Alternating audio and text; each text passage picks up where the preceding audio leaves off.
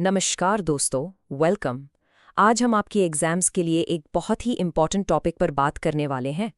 Indian English literature के एक ऐसे दिग्गज जिनके बिना ये सब्जेक्ट अधूरा है, राजा राव। तो चलिए शुरू करते हैं। अच्छा, सबसे पहले एक सवाल। ये सवाल कम्पिटिटिव एग्जाम्स में इतनी बार पूछा गया है कि एक बेसिक जीके क्वेश्चन बन गया है। क्या आपको पता है कि अर्ली इंडियन इंग्लिश लिटरेचर के बिग 3 कौन थे? सोचो, ये 3 नाम आपको बिल्कुल ऑन योर टिप्स याद होने चाहिए।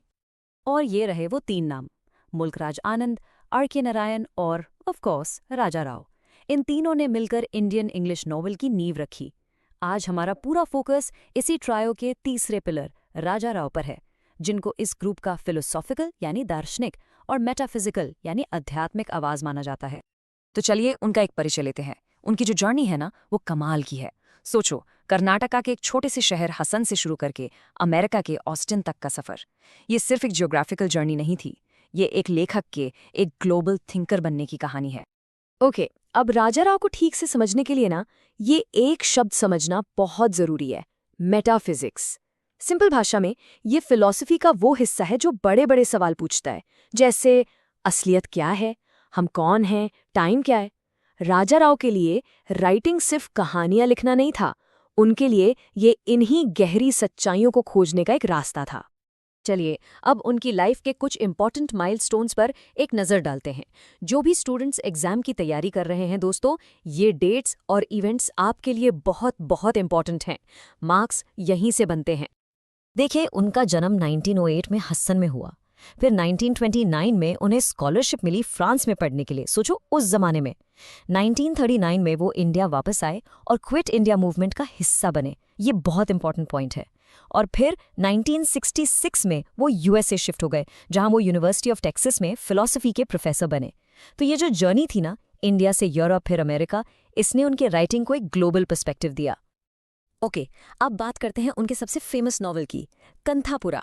दोस्तों, इस पर तो आप स्टार मार्क लगा लीजिए। मैं आपको गारंटी दे सकता हूं, लिटरेचर के एग्जाम्स में कंथापुरा से क्वेश्चन आएगा ही आएगा। तो इस सेक्शन को बहुत ध्यान से सुनना। ये 4 पॉइंट्स ये आपके एग्जाम के लिए गोल्ड है। बिल्कुल। पहला, इसका नैरेटिव स्टाइल। ये स्थला पुराना स्टाइल में लिखा है, मतलब किसी जगह की कहानी। और इसको सुना कौन रहा है? एक गांव की बूढ़ी औरत अचक्का। ये इसे एकदम रियल और फोकटेल जैसा बना देता है। दूसरा, इसका हीरो मूर्ति, जो गांधी जी से इंस्पायर होकर फ्रीडम फाइटर बन जाता है।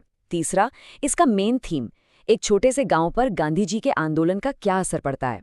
और चौथा, सबसे बड़ा कॉन्फ्लिक्ट, जो गांव की पुरानी जाति व्यवस्था है और गांधी जी के इक्वालिटी के आइडियाज के बीच टकराव। तो कांथापुरा ने उनका नेशनलिस्ट साइड दिखाया, बिल्कुल। लेकिन राजा राव की असली पहचान एक फिलॉसफिकल राइटर के तौर पर बनी। उनके जो बाद के नॉवेल्स हैं, वो रियलिटी और इल्यूजन के बीच के फर्क को एक्सप्लोर करते हैं। मतलब सच क्या है और माया क्या है, इसी खोज ने उन्हें पूरी दुनिया में मशहूर कर दिया। उनकी फिलॉसफी को समझने का बेस्ट तरीका ये मेटाफर है, the serpent and the rope. सोचो, अंधेरे में एक रस्सी पड़ी है और आप उसको गलती से सांप समझ लेते हो। यहाँ जो रस्सी है वो है रियलिटी यानी असलियत, और जो सांप है वो है इल्यूजन यानी माया।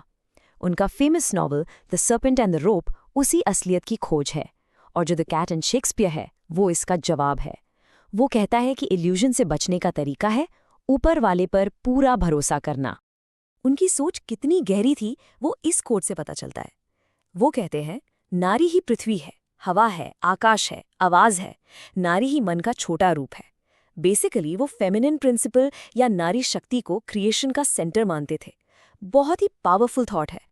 चलो दोस्तों, अब टाइम है एक सुपर ट्रिक का। मैं आपको एक ऐसी सिंपल सी ट्रिक बताऊंगी जिससे आपको राजा राव के 5 इंपॉर्टेंट नॉवेल्स उनके पब्लिकेशन के ऑर्डर में हमेशा के लिए याद हो जाएंगे।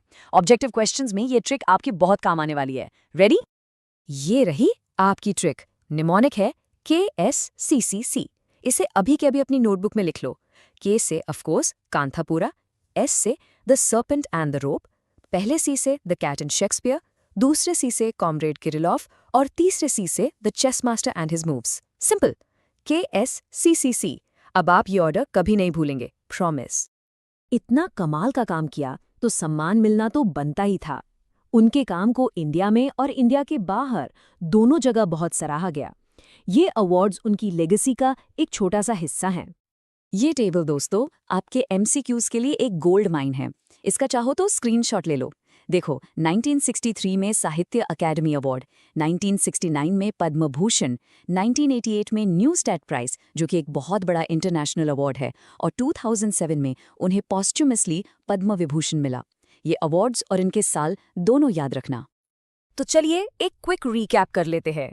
की टेकअवेज। राजा राव बिग 3 में से एक थे। वो मेटाफिजिकल राइटिंग के मास्टर थे। उनका नॉवल कंथपुरा गांधीयन मूवमेंट को एक गांव की नजरों से दिखाता है। उनके मेन थीम्स थे रियलिटी वर्सेस इल्यूजन और ईस्ट वेस्ट एनकाउंटर, और उन्हें इंडिया के टॉप लिटरेरी और सिविलियन अवार्ड से सम्मानित किया गया। और जाते जाते मैं आपके लिए सवाल छोड़ रहा हूँ। इस पर सोचना जरूर कि इंग्लिश में लिखने के बावजूद राजा राव ने अपनी किताबों में एक असली इंडियन आत्मा को कैसे जिंदा रखा। ये उनकी राइटिंग का जादू था। इसी सवाल के साथ आप सबको आपके एग्जाम्स के लिए ऑल द वेरी बेस्ट।